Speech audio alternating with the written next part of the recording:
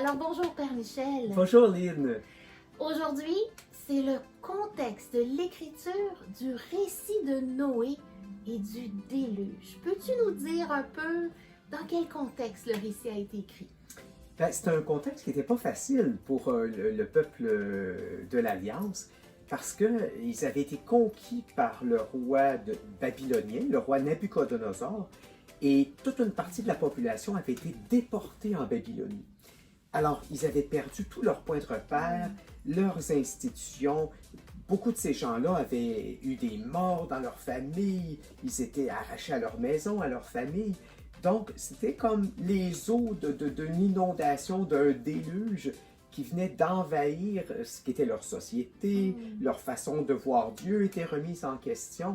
C'est comme si tout était chaviré, tout était bousculé. Un véritable déluge existentiel. Ah, on peut dire ça parce que leur vie était complètement bousculée et c'était comme un raz-de-marée, si je puis dire, hein, qui avait emporté leur civilisation, qui avait emporté ce qui constituait leur vie habituelle.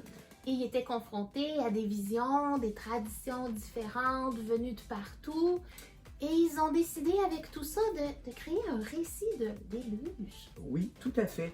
Dans le fond, c'est une façon de dire que Dieu ne veut pas le mal dans le monde. Et leur manière d'exprimer ça, c'était de dire, ben Dieu détruit ce qui est ce que sont les humains qui font du mal, qui ont péché, qui font du tort aux autres, et que Dieu voulait repartir, je dirais, une nouvelle création avec la famille de Noé, qui est une famille de justes. Alors c'est pourquoi on dit, il les fait entrer dans l'arche, il fait périr le reste, qui était marqué par le mal, par l'exploitation des humains, et c'est comme s'il voulait repartir une nouvelle humanité avec une pâte d'humains qui sont selon le rêve de Dieu. Évidemment, il ne faut jamais perdre de vue que les récits de création, le récit de création, c'est pas Dieu qui l'a écrit. Ce sont des humains. Alors, ça change un peu la perspective parce que comme c'est là, on est devant vraiment un récit avec l'image d'un Dieu qui détruit tout. Il détruit pas tout. Il détruit le mal, mais il veut préserver le bien. Sauf que pour nous, chrétiennes, chrétiens, bien, je pense que ces récits-là, ces récits de l'Ancien Testament, comme le déluge, il faut toujours les voir à la lumière de ce que nous a révélé Jésus, à la lumière du visage de Dieu que nous a révélé Jésus, qui est un Dieu Père.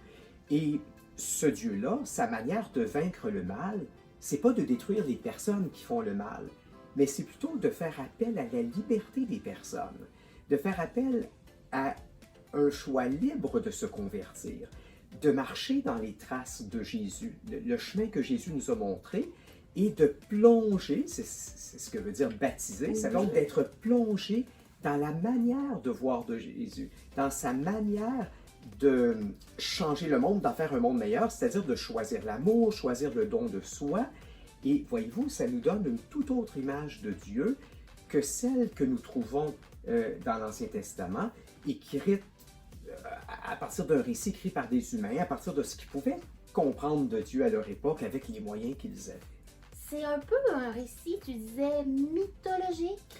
C'est un récit mythologique. Qu'est-ce que ça veut dire? Ça veut dire que il ne faut pas voir là quelque chose d'historique. Hein? Il ne s'est pas produit à un moment donné un déluge où toute la Terre a été dominée par les eaux. Vous savez, les humains de cette époque-là, ils n'avaient pas une mentalité scientifique comme celle que nous avons aujourd'hui.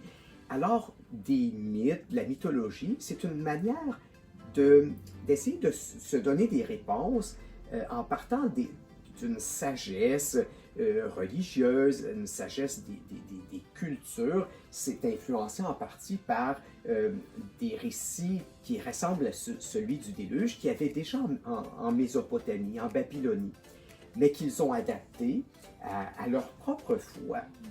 Et c'est important de voir que ce n'est pas parce qu'il y a une dimension fictive que ce n'est pas porteur d'une sagesse, d'un enseignement. Pensez à Jésus. Jésus, pour communiquer des choses importantes, il utilisait des petits récits fictifs qu'on appelle des paraboles. Hmm. Alors, Jésus est tout à fait un homme de sa culture et on avait l'habitude, dans le Proche-Orient ancien, quand on voulait transmettre des convictions, de se servir de la fiction. Mais la fiction peut être porteuse, ça peut même être la meilleure façon de transmettre des convictions importantes. Je pense, par exemple, dans notre culture, parfois on fait ça aussi. Pensez au Petit Prince d'Antoine de Saint-Exupéry, où il y a une rose qui parle, un renard. Planètes, un renard. Tout à fait. Alors, on pourrait se dire, mais tout ça c'est inventé, ça n'existe pas. Or, par ce biais-là, on entend la transmission de convictions très importantes. On ne voit bien qu'avec le cœur. Hein? L'essentiel est invisible pour les yeux. Effectivement. Hein? Alors, c'est un petit peu de la même façon. Dans la mythologie, on transmet des convictions fondamentales, mais en se servant d'un langage religieux, d'un langage différent du nôtre, qui n'est pas le langage scientifique. Donc, il faut toujours faire attention de ne pas prendre ces récits-là au pied de la lettre, mais ils doivent être interprétés en tenant compte de leur contexte d'écriture, de leur genre littéraire, et comme je le disais toujours, à partir de cette clé d'interprétation qui est la personne de Jésus, ce que lui nous a révélé de Dieu, de sa manière d'agir. Qui vient plonger dans nos déluges existentiels pour nous relever et nous amener à la vie. Exactement. Amen.